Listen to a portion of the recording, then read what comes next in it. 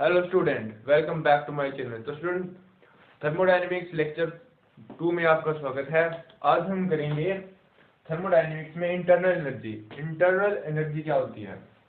तो अगर आप हमारे चैनल में पहली बार जुड़े हैं तो चैनल को सब्सक्राइब करें और वीडियो को ज़्यादा से ज़्यादा शेयर करें। तो student, internal energy means sum of, internal means अंदर की एनर्जी, किसके? कोई सब्सटेंस या कोई system. Means the internal energy is the sum of all form of the energies in a substance. मान लो कोई हमारे पास ये एक सब्सटेंस है कि इस सब्सटेंस के अंदर जितने भी फॉर्म ऑफ एनर्जी है, जैसे हमारे पास क्या है, इसके अंदर पार्टिकल या एटम होंगे। पार्टिकल और एटम के पास कौन कौन सी टाइप की एनर्जी है? जैसे हमारे पास काइनेटिक एनर्जी होती है ड्यू टू मोशन की वजह से पार्टिकल्स की, potential energy due to interaction की वजह से, वाइब्रेशन एनर्जी होती है उनके पास, न्यूक्लियर एनर्जी भी हो सकती हैं, rotational energy, electronic energy, these all type of energies. अगर हम इन सभी एनर्जीज का सम करें तो उसे हम बोलते हैं कोई भी सब्सटेंस की internal energy. Internal energy means कोई भी सब्सटेंस की अंदर की एनर्जी इंटरनल एनर्जी की होती है, उसे हम इंटरनल एनर्जी बोलते हैं। इसे डिनोटेड किया जाता है यू से। अब जो इंटरनल एनर्जी है ना स्टूडेंट, वो है स्टेट वेरिएबल। स्टेट फंक्शन है, मीन्स वो इनिशियल और फाइनल पॉइंट पे डिपेंड करती है। तो जो इंटरनल एनर्जी को हम मेजर करते हैं change in internal energy. Means मान लो कि हमारे पास कोई रिएक्टेंट है, वो किस में चेंज हो गया? प्रोडक्ट में। रिएक्टेंट चेंज हो गया प्रोडक्ट में। तो मान लो रिएक्टेंट की इंटरनल एनर्जी U1 थी, प्रोडक्ट की इंटरनल एनर्जी U2 थी।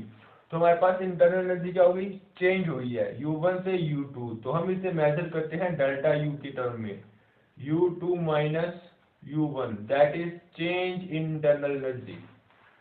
ये थी हमारे पास इंटरनल एनर्जी का कंसेप्ट है।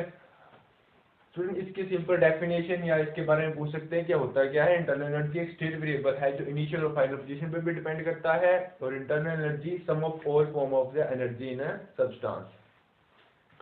नेक्स्ट हम बात करते हैं कि जो इंटरनल एनर्जी है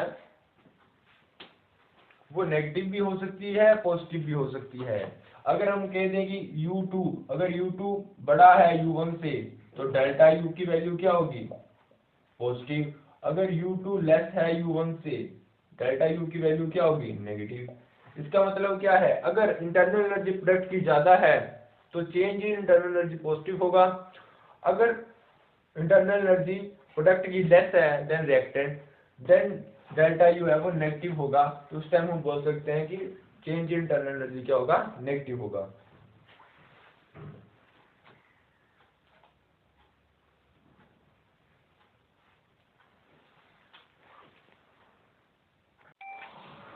स्टूडेंट, तो नेक्स्ट टर्म है हमारे पास हीट। तो हीट क्या होती है स्टूडेंट? हीट होती है the energy exchange between the energy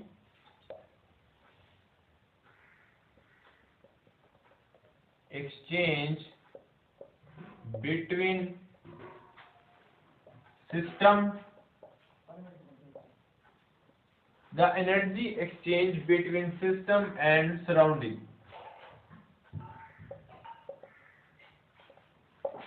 student, जो हमारे पास एक सिस्टम है और एक हमारे पास क्या सराउंडिंग है। जैसे मान लो ये हमारे पास सिस्टम है,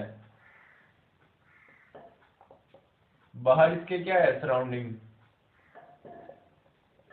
तो इन दोनों के बीच में जो एनर्जी का एक्सचेंज होता है ना, उसे हम बोलते हैं heat. Means flow of energy from system to surrounding or surrounding to system, उसे हम बोलते हैं हीट। अब ध्यान से सुनना, अब ये फ्लो कैसे होगा? मान लो कि सिस्टम है वो T1 टेम्परेचर पर है, सराउंडिंग कोई T2 टेम्परेचर पर है।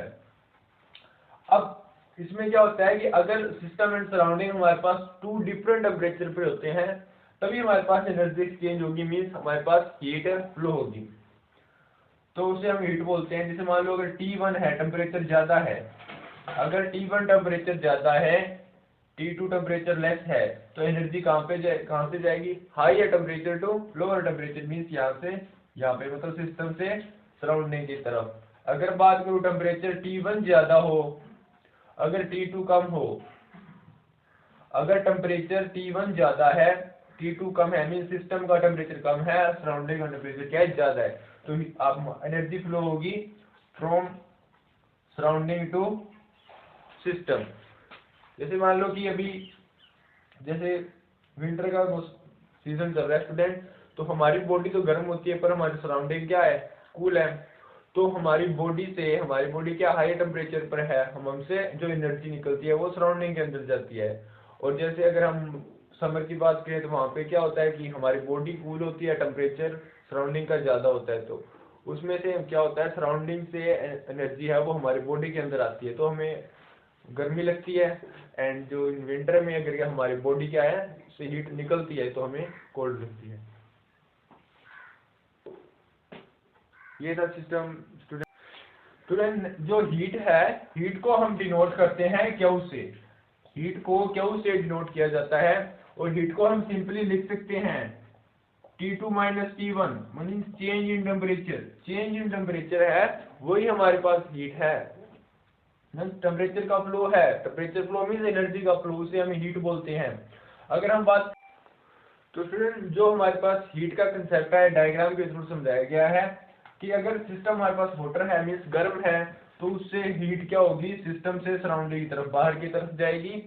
अब अगर हमारा सिस्टम कोल्डर है मीन्स ठंडा है, तो उसके अंदर हीट जाएगी। तो ये होता है कंसेप्ट ऑफ हीट, जिसके अंदर क्या है, अगर सिस्टम हॉटर है तो हीट बाहर निकलेगी, सराउंडिंग के अंदर जाएगी। एंड अगर सिस्टम कोल्डर है तो हीट वो एब्जॉर्ब करेगा, इसके अंदर हीट रिलीज करेगा मीन्स एनर्जी रिलीज करेगा, इसके अंदर एनर्जी एब्जॉर्ब करेगा। इसे हम बोलते हैं flow of heat from hotter to colder body and student. तो हम नेक्स्ट बात करते हैं व्हाट इज वर्क। तो थर्मोडायनेमिक्स में वर्क हम बात करेंगे।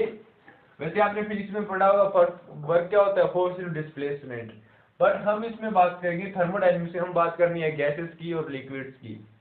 तो गैसेस की और लिक्विड्स की बात करें तो गैस और लिक्विड की हम जैसे वॉल्यूम लेके चलते हैं, तो वॉल्यूम क्या होगी, या तो डिक्रीज होगी या इंक्रीज होगी। वॉल्यूम क्या होगी, मान लो कि कंटेनर में हमें गैस लिया है, वॉल्यूम लिया है, या तो उसकी वॉल्यूम इंक्रीज होगी या उसकी वॉल्यूम क्या होगी, डिक्रीज होगी। ये V2 है, कोई V1 है, ये कोई V2 है। मान लो अगर वॉल्यूम डिक्रीज हुई तो वो कम हो जाएगी, अगर वॉल्यूम इंक्रीज हुई तो बढ़ जाएगी। तो इसके अंदर हमारे पास चेंज इन वॉल्यूम आएगा V2 माइनस V1। अब V2 माइनस V1 की दो कंडीशन हो सकती है, या तो वो नेगेटिव हो या वो पॉजिटिव हो। अगर डेल्टा V पॉजिटिव है मीन्स इंक्रीज इन वॉल्यूम, अगर डेल्टा V नेगेटिव है it means decrease in volume. इसी से रिलेटेड हमारे पास अगर चेंज इन वॉल्यूम पता है, हमको इसमें प्रेशर लगाएंगे, तो हमारे पास जो वर्क डन का फॉर्मूला आता है, वर्क का कोई भी हमारे पास प्रोसेस है, अगर आइसोथर्मल है, एडियाबेटिक है, वो होता है minus pressure external into change in volume. ये इसका फॉर्मूला है स्टूडेंट वर्क निकालने का, और ये इंपॉर्टेंट है, इस पे डायरेक्ट न्यूमेरिकल आता है आपके पेपर में। तो अब अगर मान लो कि हम बात करते हैं, अगर हमारे पास वर्क क्या है, पॉजिटिव है, अगर वर्क पॉजिटिव है इट मींस, अगर वर्क पॉजिटिव है इट मींस हमारे पास क्या है, डेल्टा V की वैल्यू क्या होगी, नेगेटिव। अगर डेल्टा V की वैल्यू नेगेटिव है मींस वर्क डन, देखो वॉल्यूम क्या हुई है, डिक्रीज। अगर वर्क पॉजिटिव है मींस डेल्टा V की वैल्यू नेगेटिव है, मींस इसका हम बोल सकते हैं work done on the system. Work system के ऊपर किया गया है मींस कोई गैस को कंप्रेस किया गया है, लिक्विड को कंप्रेस किया गया है। अब अगर मान लो कि W की वैल्यू क्या है हमारे पास, नेगेटिव है, इट मींस W की वैल्यू अगर नेगेटिव, मतलब वर्क की वैल्यू नेगेटिव, तो डेल्टा V की वैल्यू क्या होगी, पॉजिटिव। मींस इसका मतलब क्या है, अगर वर्क नेगेटिव हो तो मींस कोई गैस है वो एक्सपैंड हुई है, तो इसे हम बोल सकते हैं work done by the system. इसके अंदर कोई सिस्टम ने ही वर्क किया है। तो ये हमारे पास वर्क था स्टूडेंट, जिसके अंदर हमें डिफरेंट टाइप्स के वर्क होते हैं, जैसे positive, negative, work done on the system, work done by the system. अगर वर्क नेगेटिव है means work done by the system, अगर वर्क पॉजिटिव है तो work done on the system. तो स्टूडेंट नेक्स्ट हमारे पास न्यूमेरिकल क्वेश्चन है based on work done. तो फिर इस क्वेश्चन में क्या है कि हमें एक गैस दी गई है, a gas expand 120 joule of heat, कि 120 जूल ऑफ हीट को एक्सपेंड करती है। अब सेकंड देखो, एक्सपेंड अगेंस्ट एक्सटर्नल प्रेशर, हमारे पास एक्सटर्नल प्रेशर के अगेंस्ट कोई गैस एक्सपेंड कर रही है फ्रॉम वॉल्यूम, उसकी वॉल्यूम चेंज हो रही है half litre to 2 litre, means वो हाफ लीटर की थी पहले, वो 2 लीटर में एक्सपेंड हो गई। एंड हमें फाइंड करना है what is the change in internal energy, हमें चेंज इन इंटरनल एनर्जी निकालना है। उससे पहले हमें वर्क डन निकालना होगा कि उसने एक्सपेंड करते टाइम कितना वर्क डन किया है।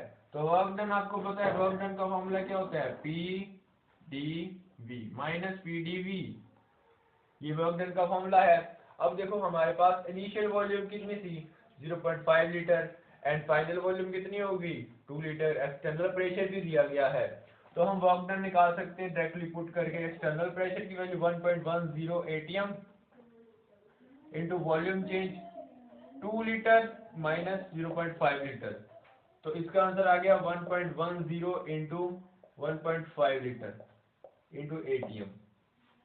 तो इसकी वैल्यू हम निकाल लेंगे कैलकुलेट करके।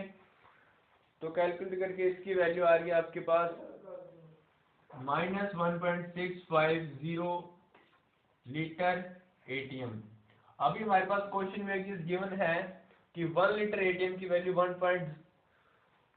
1.103 जॉल दी गई है, तो हम वो पुट कर देंगे क्योंकि हमें वर्क डन जॉल में चाहिए। तो -1.650 इंटू 101.3 जॉल, तो इसकी जो वैल्यू आएगी फिर कैलकुलेट करके हमारे पास वो आ रही है -1671 जॉल। तो ये हमारे पास वर्क डन की वैल्यू आ गई स्टूडेंट। तो अगर हमारे पास वर्क डन आ गया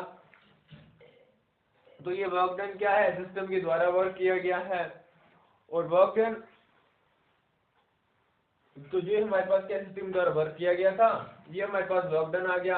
अब देखो क्या क्या रहा है क्वेश्चन के अंदर है, gas expand 120 kilo joule, means ये गैस एक्सपेंड करने के लिए 120 जूल हीट क्या कर रही है, एब्जॉर्ब कर रही है, तो ये वर्क डन उस हीट के इक्वल ही होगा, मींस जो हीट होगी वो इतनी हमारे पास कितनी है, क्यू इज इक्वल टू कितना होता है, तो हमारे पास हीट दी गई है 120 जूल, हमारे पास हीट भी है वर्क डन भी है, तो हम इंटरनल एनर्जी निकाल सकते हैं, क्योंकि हमारे पास जो थर्मोडायनेमिक्स का फर्स्ट लॉ होता है delta U is equal to Q plus W. तो क्यू की वैल्यू हमारे पास कितनी है 120 और वर्क की वैल्यू है -1.671 इंटू, तो इसकी वैल्यू हमारे पास डेल्टा यू की वैल्यू आ जाएगी, चेंज इन इंटरनल एनर्जी की वैल्यू आएगी, तो हमारे पास चेंज इन इंटरनल एनर्जी की वैल्यू आ रही है -47.1 जूल। तो ये हमारे पास चेंज इन इंटरनल एनर्जी की वैल्यू है। तो अगर आपके पेपर में क्वेश्चन आ जाए तो आपको ऐसे सॉल्व करना है।